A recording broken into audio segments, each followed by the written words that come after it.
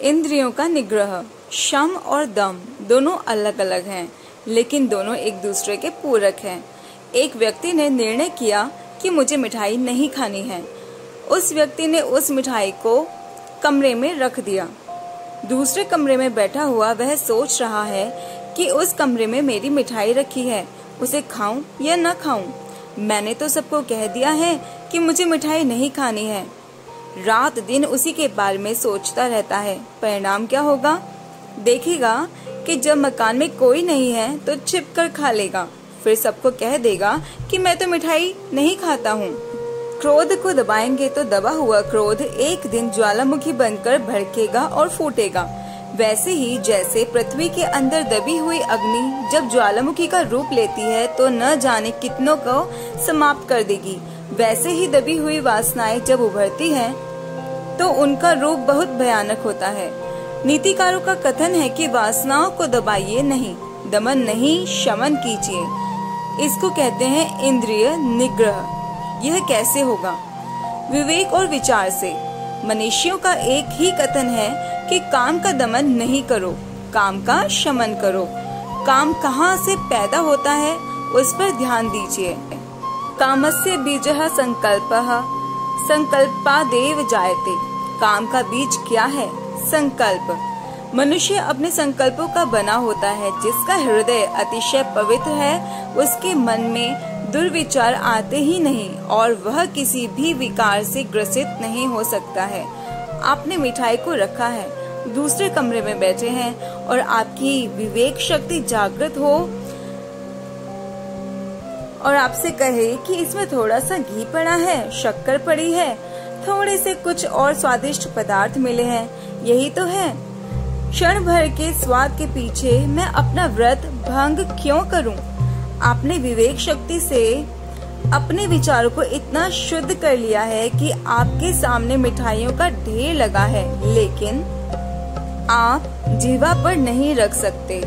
एक हलवाई को देखिए, वह दिन भर मिठाइयों को बनाता है, लेकिन उसकी जीवा ललचाती नहीं है, क्योंकि उसने विवेक शक्ति से जान लिया है कि इसको बनाते बनाते तो मेरी पूरी जिंदगी गुजर जाएगी, इससे कभी भी तृष्णा की पूर्ति होने वाली नहीं है। मनुष्य के साथ यही भूल होती है।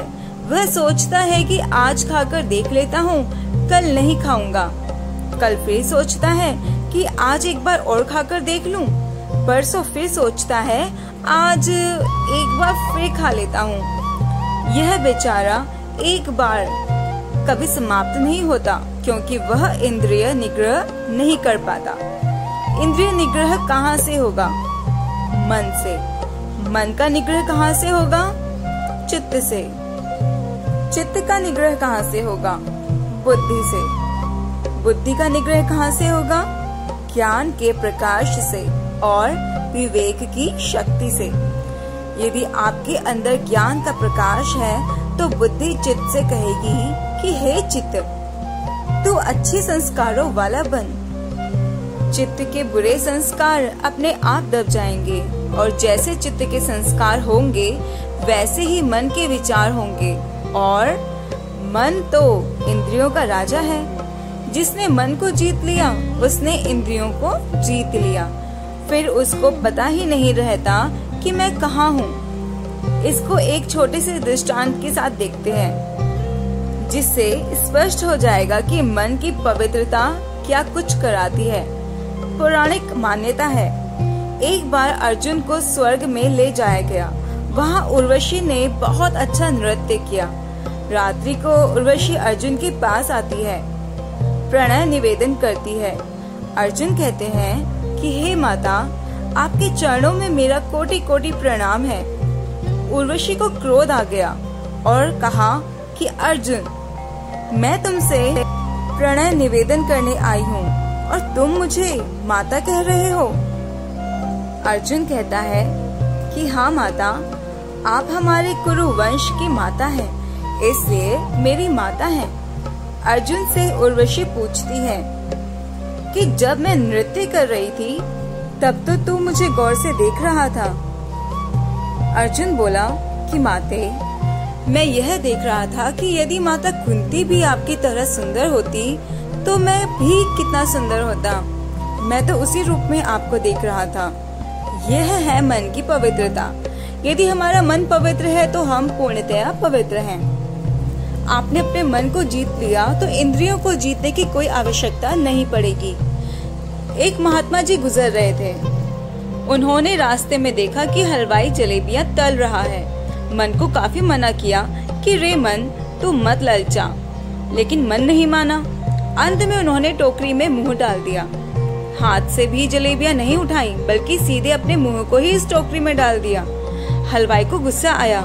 उसने जो जलेबी तलने वाला कलछा होता है उससे महात्मा जी को बहुत मारा। सब लोग कहने लगे कि भाई, ये विरक्त महात्मा दिख रहे हैं, तुम्हें इतनी निर्दयता से नहीं पीटना चाहिए। महात्मा जी बोले, नहीं नहीं, हलवाई जी ने तो बहुत अच्छा किया। मुझे जंगल में साधना करते करते इतने साल हो गए, फिर भी मेरा मन इस जलेबी के लिए इतना पागल हो गया था। मैंने तो जानबूझकर अपने मुंह को इस टोकरी में डाला ताकि इस मन को अपनी करनी की सजा मिल जाए। कल्पना कीजिए कि चित्त में संस्कार भरा है कि जलेबी खाने को मिलनी चाहिए, और वह संस्कार जब प्रबल हो गया तो मन के अंदर वह आग भड़क उठी। अब जीवा बेचारी क्या करे? यदि मन पर विवेक शक्ति का नियंत्रण है, चित्त के अच्छे संस्कार कार्य कर रहे हैं, तो आप हलवाई के पास दिन रात बैठे रहिए। आपके हाथों में जलेबी का टोकरा होगा, फिर भी आपका मन नहीं ललचाएगा।